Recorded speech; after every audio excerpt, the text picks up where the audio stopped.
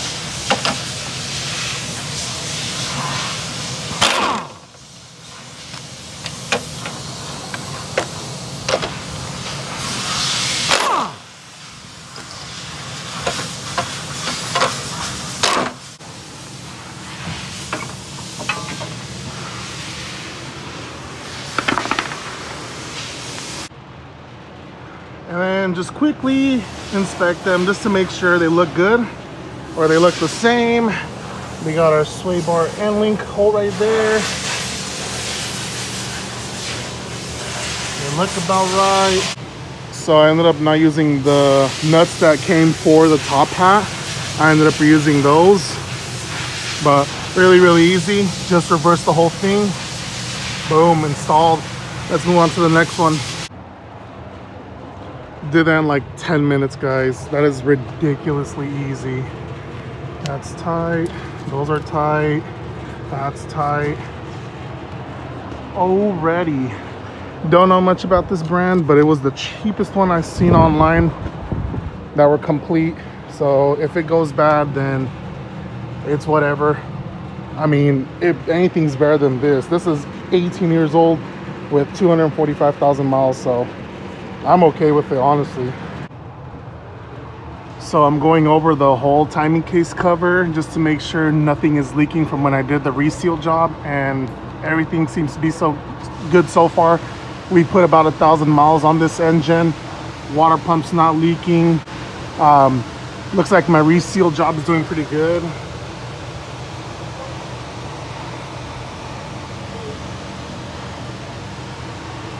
Gotta clean up the power steering pump a little bit.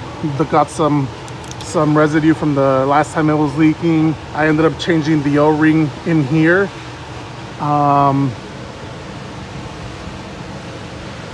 The new coolant hose, lower radiator hose is good. Everything seems to be in order. So that's about it. We're gonna go check the rear for now. As you can see, the rears have been leaking for the longest.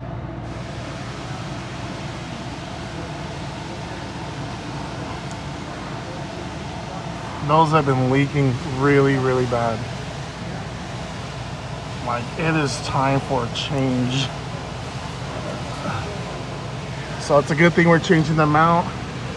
Looks like we just need a 19 right here at the bottom. And then we have a single 14 right there. Looks like it's a 14, and then the other two are on the inside, but for that you have to remove everything on the inside. This one's not going to be fun. We have to drop down the seats first of all.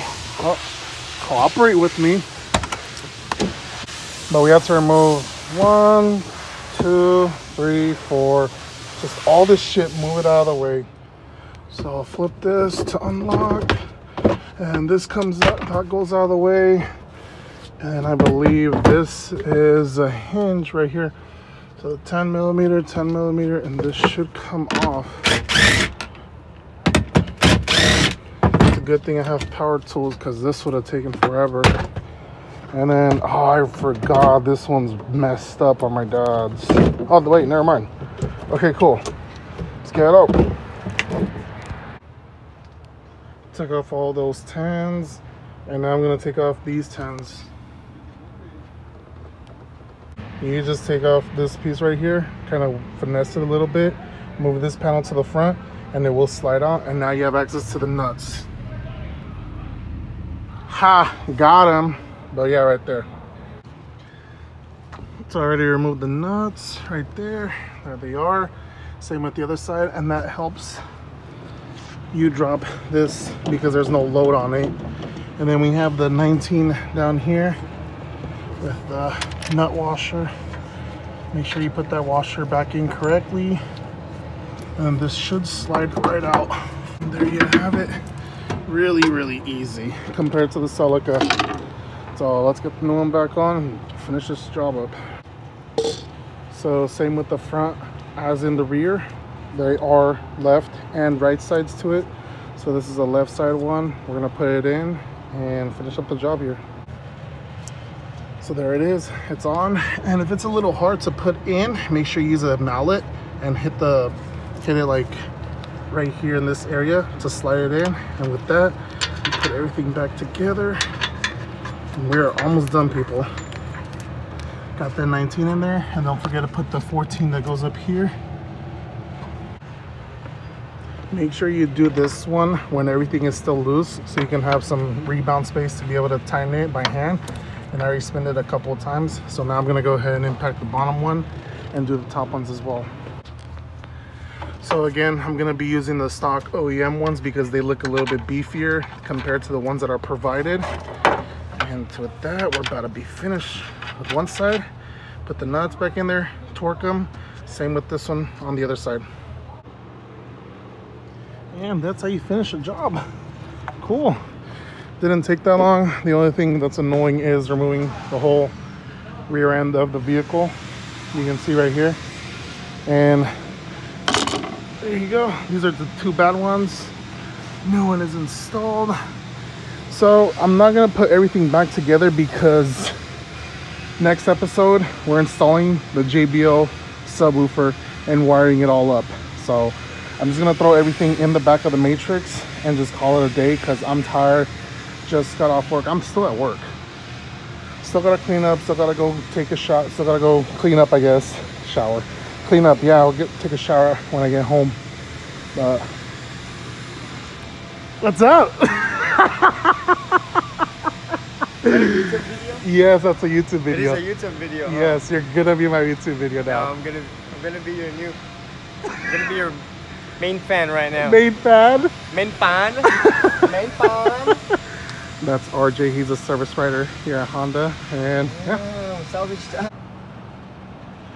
All right, guys. I just finished up here. I'm gonna put the wheels back on and just call it a day. I'll finish this up tomorrow after I finish installing the JBL subwoofer.